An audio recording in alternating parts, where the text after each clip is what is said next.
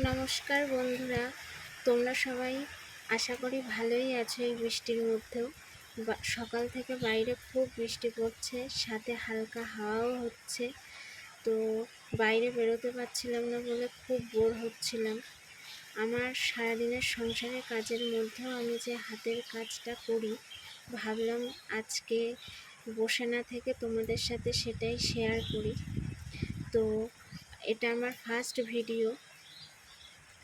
তোমরা সবাই ভিডিওটা দেখে আমায় কমেন্টে জানিও যে ভিডিওটা তোমাদের সবার কেমন লাগলো আর আমার এই কাজটাও কেমন ছিল।